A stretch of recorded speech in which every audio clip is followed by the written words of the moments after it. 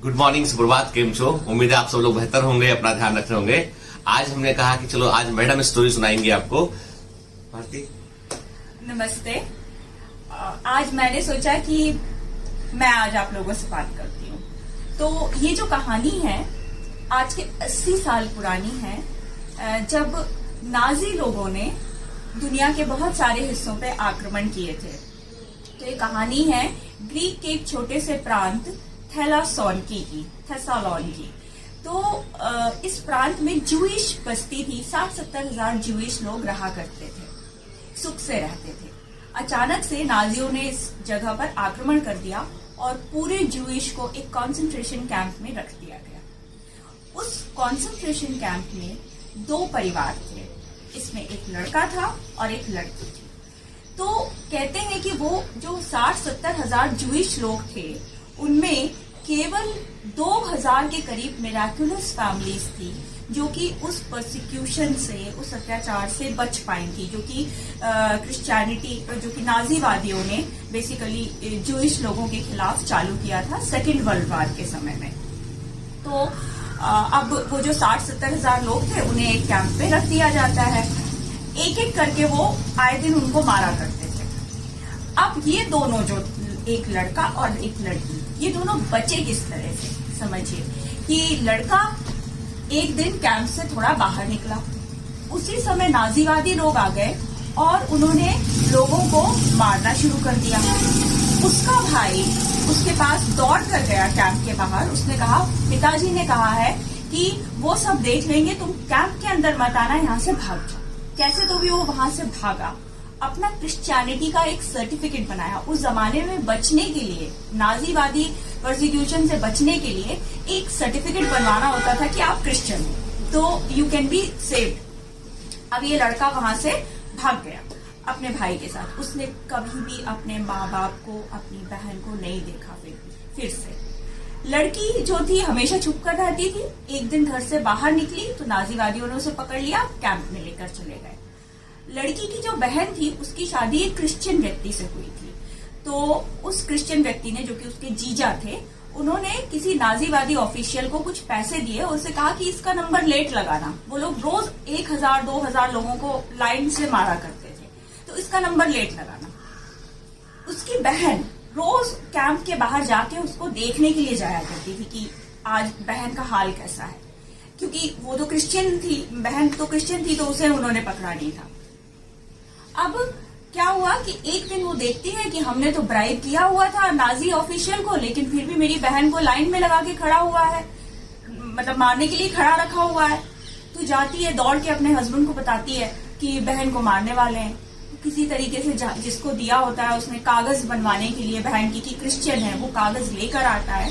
She was 3rd और 4th जहां वो लोग उसे मारने वाले थे। कागज देता है और उसको बचाकर वो लोग ले आते हैं।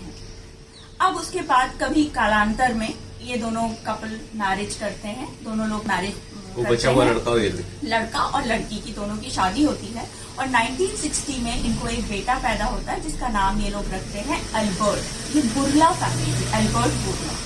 अल्बर्ट वेटनरी की शिक्षा प्राप्त करते हैं। वहां पे एरिस्टोटल कॉलेज है थेसालोनिकी के आसपास, वहीं पे ये रहते हैं और शिक्षा प्राप्त करते हैं वेटनरी में। लेटर ऑन ये एक फार्मास्यूटिकल कंपनी ज्वाइन करते हैं और उस फार्मास्यूटिकल कंपनी फाइजर को ज्वाइन करते हैं। फाइजर के थ्रू ही ये लेटर ऑन यूएस में शिफ्ट हो जाते हैं। यूएस में फिर ये वेटनरी साइंटिस्ट थे, लेकिन ये रिसर्च में चले जाते हैं, मेडिसिन रिसर्च में चले जाते हैं और उसके सीईओ बनते हैं। 2020 में जब कोविड पूरे दुनिया में कोविड छा जाता है और कोविड के खिलाफ कोई वैक्सीन नहीं थी, तो उस वैक्सीन प्रोग्राम को और अल्बर्ट बुर्ला ने ही लीड किया, जो कि फाइजर के सीईओ थे। और उन्होंने इस पूरी दुनिया को वो वैक्सीन दी जिसकी इसे जरूरत थी। ये वैक्सीन हमारे दुनिया में एक उम्मीद है कि कभी ये कोविड तो खत्म हो जाएगा। तो ये जो कहानी है, ये इस बात का प्रतीक है कि जो धार्मिक झगड़े होते हैं, धार्मिक मतभेद होते हैं, इनकी कोई वैल्यू नहीं है। वैल्यू है तो ज्ञान की, वैल्यू है तो उस ज्ञान की जो मानवता के काम आता है।